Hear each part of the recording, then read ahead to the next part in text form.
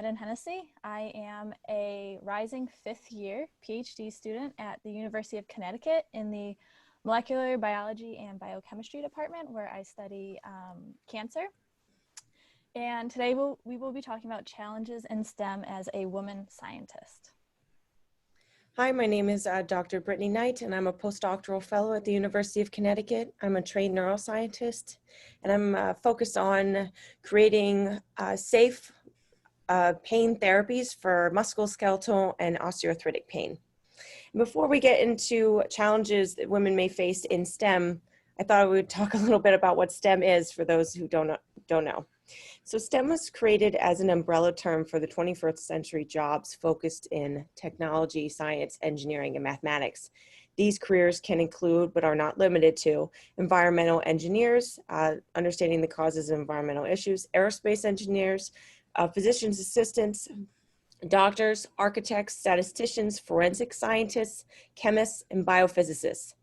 The STEM industry has actually grown significantly since 1990. It's grown actually 79% the number of jobs that are available.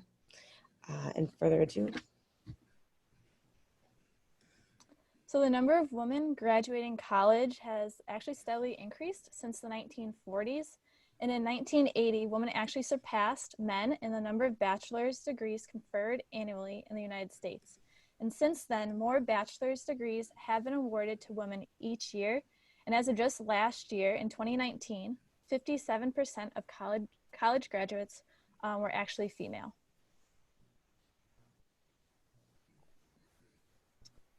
But in the STEM field, we don't see this same trend. In fact, according to the National Center for Education Stats, between the academic years of 2008 to 2009 and to 2015 to 2016, just over an 8-year period, there were about 126,000 more men graduating with a STEM degree, while only an additional 69,000 women graduated with a STEM degree over that same period of time, meaning that about 2 times as many men were graduating with a STEM degree than were women.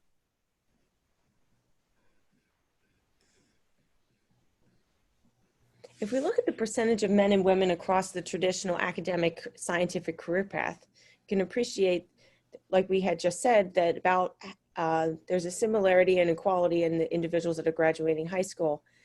When we get to the bachelor's level, about 32% of science related degrees are held by women versus 2 times as many as men.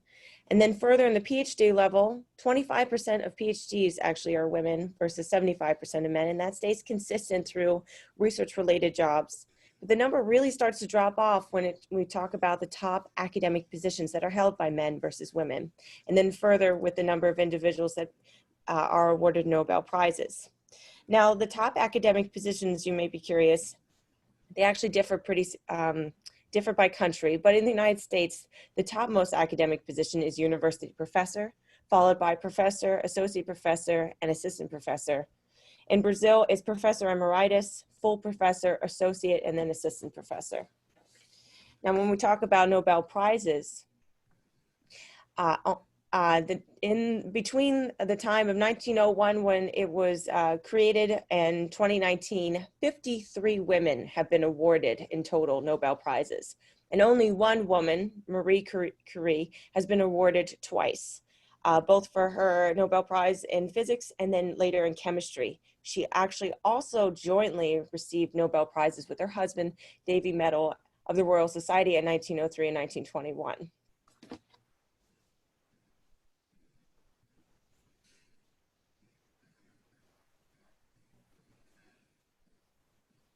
Next.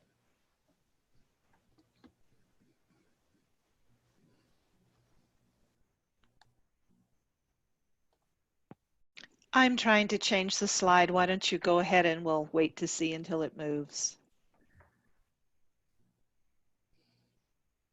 Okay, cool. So when the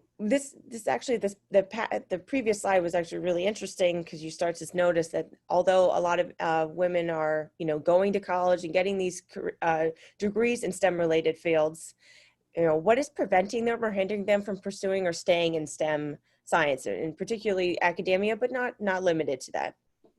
And so we actually looked up some articles on this, and this is an adaptive schematic from the World Economic Forum's Global Gender Gap in 2016. And they describe 5 or 6 factors here, but there are others, just so you know, when we're not, may have missed some. And that some of the factors include unconscious bias among managers, that they might be hiring more men versus women, that there are a lack of female role models that are available for women to see themselves represented in the fields that they wish to pursue, that women's confidence and aspirations may not be as empowered or supported throughout their education so that they know that they can do these things. Lack of qualified incoming talent is referring to the ratio of men and women that are qualified for these positions, that if there are fewer of them that have made it to a point where they might be able to do a position, the ratio is different or less than. So there are less women that are available to take on these positions or be hired. There is a pay inequality gap still persistent today. And some women are worried about the lack of work-life balance, being the primary caregiver at home. How can I accomplish a full-fledged career and also take care of the home and the children and so forth? So although many of you have probably heard about these barriers that Brittany just talked about, or maybe even experienced some of them yourself, I think in a lot of ways it's still thought of being something of a past, or when it does occur, it's pushed under the rug and not openly talked about. But in reality, it does happen, and it happens more often than you think in today's world. And so we decided to put the question out to the public, and we did this with the help of 2 of my colleagues, Carrie, who runs a popular science communication Twitter blog, and Sarah, who runs a science Instagram page. And we asked them to pose a question to their audience.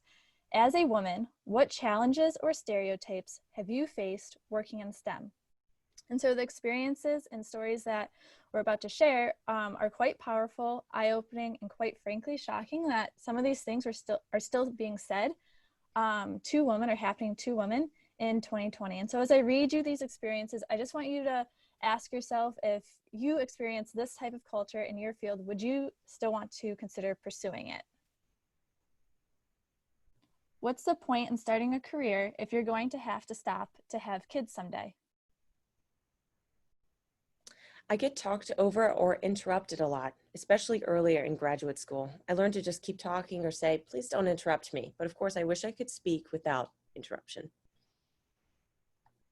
It's hard to strike a balance between femininity and fitting in to lab culture. My PI decided to change my role from a research assistant to secretary, while also decreasing my hours. I was the only one in the lab that he did this to. I've been told to wear glasses so people take me more seriously as I was preparing to present at a conference. Always being asked if I plan on getting pregnant during my PhD, and always accompanied by looks of concern. I have been completely ignored, and I've had male colleagues refuse to make eye contact or shake my hand while next to another male colleague, as they did not believe I was part of the research team. I finished my PhD quickly, and male students quickly spread a rumor that I had slept with my committee.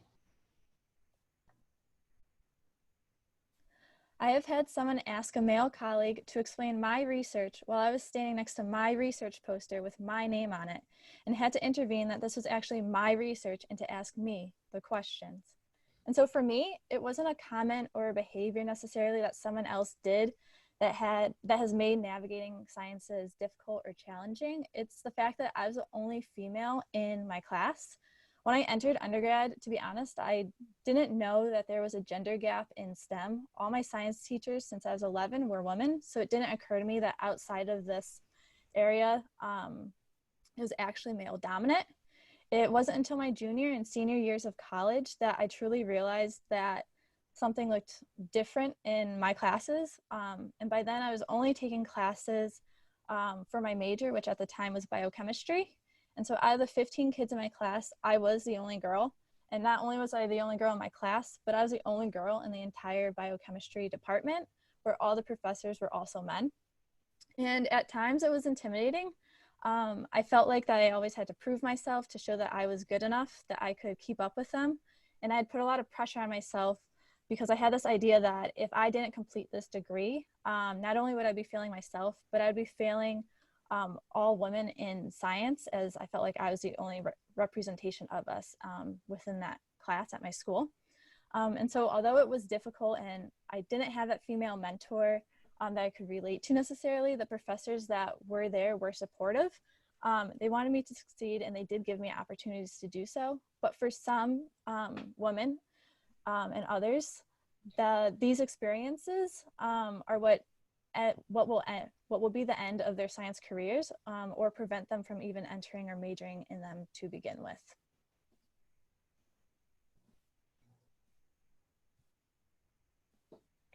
So when we decided to, it was very shocking reading those statements. And I know some of those things definitely resonated with me, and I've experienced them in grad school and even just in college, trying to figure out what I wanted to pursue. And it actually took an internship for me to realize that I didn't want to do this other thing anymore because it was easier, because I was doing it because I was too afraid of trying to achieve the harder thing. And I really wanted to study the brain. I wanted to study neuroscience. So we tried to find some things that other women have mentioned as means to motivate other women to look past or overcome these challenges that they might, come to during their career trajectory, or when they're trying to plan out what they want to do with their lives and when they're trying to figure out what they're passionate about. And so Forbes actually has several articles, among other there's lots of resources out there, but Forbes has published several articles on trying to overcome these challenges in STEM. And in the first article that we had found, it was entitled "How Women in STEM Can Combat Interruptions and Idea Appropriations." Elise Stoltz-Dickerson, CEO and co-founder of SARA, said to first most to stay calm, that you'll most likely garner more respect by remaining calm and composed, and that you can slightly raise your hand or wave your hand to get their attention if they interrupt you, and to say, "Do you mind if I finish my thought?" And she mentions to explicitly use your full voice. You deserve to be heard. If you have something to say, you can say it. And she just also suggests that if you have the chance, to arrive to meetings early and consider sitting at the table near the front. This positioning not only ensures that you are serious about participating, it also sends a message that women do not need to give up a seat at the table for someone else. In another article, Forbes had partnered with Audi of America to create an idea incubator program that was designed to empower the upcoming generation of female STEM leaders. Students from New York University Tandem School of Engineering were tasked with developing solutions to a critical issue facing women and girls today. The task in 2017 was access to reliable and safe, affordable transportation. The winning team of students was presented with the first Audi Drive Progress Grant, a $50,000 scholarship to support their studies. And so Moira Forbes asked members of the winning team for their best advice on inspiring future generations of young women. And this is what they said. If you feel like you're not good at a skill, math is a very prominent example, so she uses this, to not be discouraged and persevere. Skill and intelligence grow with consistent practice and effort. So get out there and don't be intimidated. You can do it. To spark your curiosity in and outside the classroom. There are a lot of tools now with YouTube and online resources that really disseminate information in a very easily digestible manner. So you can understand complex topics, and then from there you can achieve a greater understanding. To use your unique perspective as leverage. We're talking about diversity and inclusion. Just because you don't see yourself represented doesn't mean you can't. And part of that ties into finding a role model. Recognizing the role of role models is very important. Emily Muggleton specifically says in her interview that women in STEM are basically hiding in plain sight. And that is important when we can to showcase these women so that we see that they are doing these jobs and that we can do it. It is a reality that is real. It's not as prominent. And so I know for me, in my experience, it can be challenging, and it has been challenging, but I'm really grateful that I had, those little blips of motivation from other individuals, but it's hard if you don't see them, and then you sort of maybe feel like you missed your opportunity. But it's important to know that there are others out there. And Dimension Science has started a showcasing individuals to help, I think, promote that these women are out there doing these rigorous career fields, and it is possible. So before we take any comments and questions, we will leave you with this quote from Malala Yousafzai, who won the 2014 Nobel Peace Prize. "I raise up my voice, not so that I can shout, but so that those without a voice can be heard. We cannot all succeed when half of us are held back." Thank you so much. That was really quite inspirational. Really appreciate it. So we do have a number of questions that have come in for the two of you. So very relevant topic. It also reminded me of what Paula talked about earlier in our year when she talked about how we can empower women to make the kind of progress that they want to make and should make in our societies. So let's start with something, in fact, that's related to what Paula talked about, and that's unconscious bias. Someone wrote in and asked, okay, we know about unconscious bias, but what about conscious bias? Do you all consider that more or less harmful than unconscious bias? It seems more harmful because it's like a premeditated thought, right? They're doing it on purpose, choosing. Yeah, that's rough. I guess, how do you know it is? But even that's worse, because then you know. Kirby?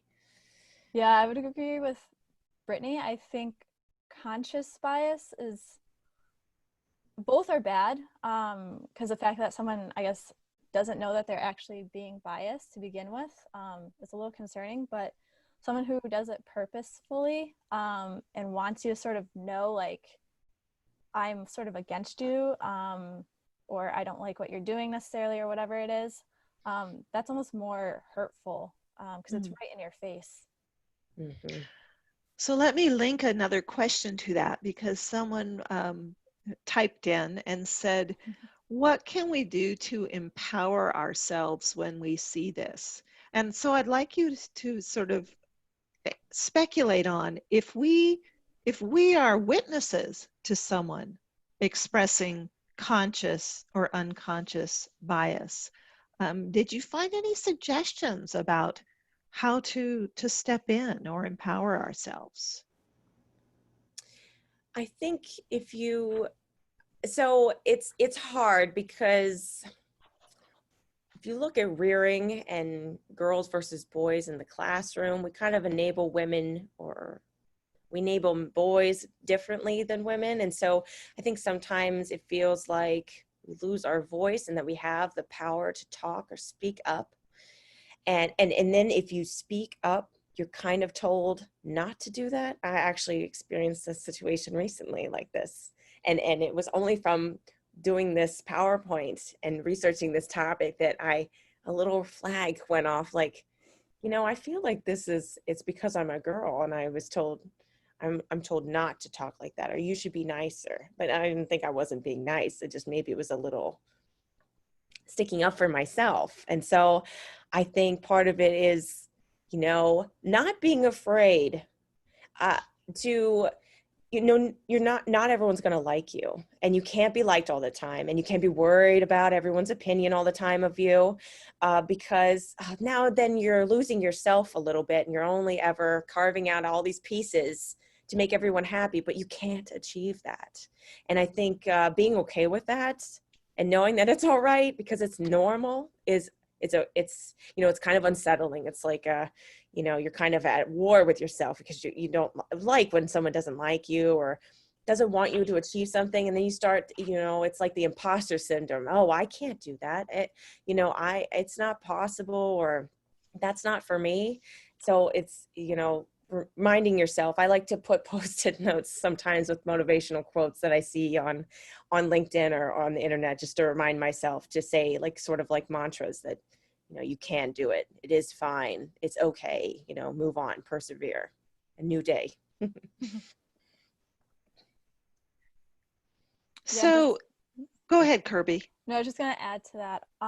Also, like, don't be afraid to speak out and think. I think a lot of us think, oh, it's only happening to us. We don't always see it happening to others, but remember, you're probably not the only one. We just read a whole bunch of quotes from many different women all across the world and country. So it is happening to others, and if you speak up, you'll probably find that someone right next to you has had that same thing or similar situation happen to you. And you always have power in numbers, and I think it's comforting to know that when you do speak up together, I think you'll find out that you will be listened to. Well, that's the perfect segue into another question, and that might be one of the answers to this, but I'll ask you all if you have anything else to add, which is, how can women in STEM careers help other women in STEM careers?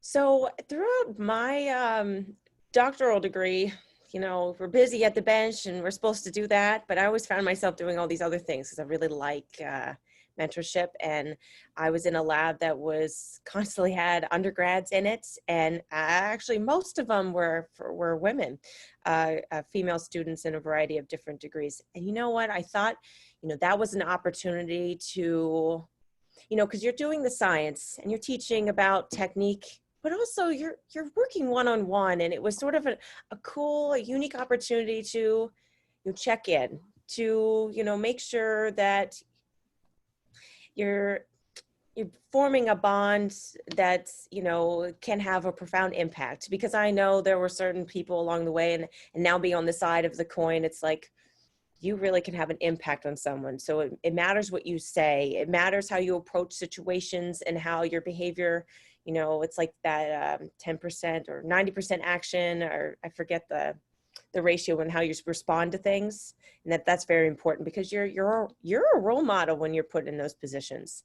And so being involved in science fairs or teaching someone in the lab, you know, these are moments that you know, can leave a lasting impact on someone. And so it's important to make sure that you take care to foster those relationships and that you put that effort in, because, you know, what you are doing can really, you know, shape how someone, you know, is appealed to a certain, you know, science or teaching or medicine. So I think for me, that has been the best way that I have been able to approach it. Kirby? Yeah, I would definitely agree with Brittany. Speaking out, finding opportunities where you can mentor and encourage young girls, because I think it starts at that age, to give them confidence that they can do it, because you have to build that foundation and then sort of help them along the way, just because they show that even by the middle school age that girls are already showing less interest in STEM. And I think it's likely due to the fact that they don't have those mentors to encourage them and to have them keep going. So yeah, just I think outreach, positive reinforcement and positive words to them, I think really goes a long way, that yes, you can do it, you can do this, you are good enough to keep going and to succeed in this area. Okay, so I heard speak out, mentor, and role model for other women, young to peers. Mm-hmm. So here's the flip question. What can men do to help women succeed and fight these biases in STEM careers? So in the quotes, and then in one of the things that I mentioned to overcome, it sounds like interruptions and being talked over, has happened to probably most of us. I think for men, if they really care about having a nice, not nice, like a supportive environment for everyone, for the ultimate goal to achieve the question, the challenge that you're trying to do, like science, if you're trying to do something profound in your research program, you know, that's your common goal, that's your common ground. I think knowing that sometimes they do that, or being self-aware, mindfulness is big. I think that could help, because they might not realize that they're doing it because they've never been told, hey, that's not cool that you do that. Because maybe as women, we realize, because we're different creatures, you know, men and women are different creatures. We know this. And so I think mindfulness would help if everyone was maybe a little bit more mindful about their behaviors and how that can affect others. And then maybe you stop and go, oh, just kidding, or, oh, I'm sorry, finish, and then I'll talk, you know. I think that would help everyone just in communication in general. Mm-hmm. Yep, I agree. Being aware, being more conscious and being aware of their actions. Also, I think men can also be mentors or an ally for women. I think they need to be in order for women to progress in STEM in general. So I know I talked about being the only female in my biochemistry department at school, but although it was intimidating, they didn't push me to the side. Like, they included me in everything, and they gave me opportunities to do a senior thesis project, and they gave me outlets and encouragement to keep going. So I think if I didn't have that, I would have really sort of folded into myself. But the fact that they did do that really helped me. So I think if they are aware, conscious of their actions, and are willing to be allies and mentors alongside with us, I think it could be a step in the right direction for sure. Thank you.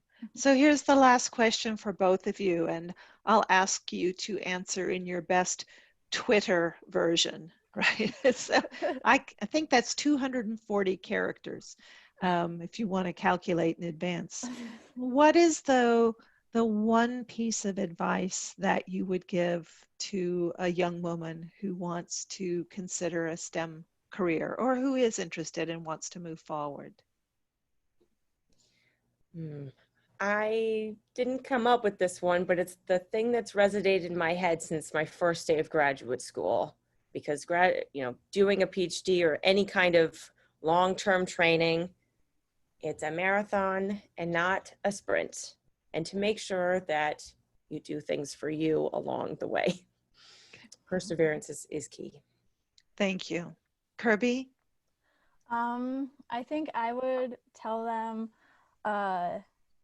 don't be afraid to step out of your comfort zone, step out of that box, and it's okay to be challenged and to have challenges, but to persevere, keep pushing, and knock down those walls. Okay, so perseverance in each of those Twitter responses. Oh, all right, we hear you. Thank you both so much for such an illuminating presentation, and even more so for you sharing your personal experiences and advice. We really appreciate that. Thank you again. Thank you.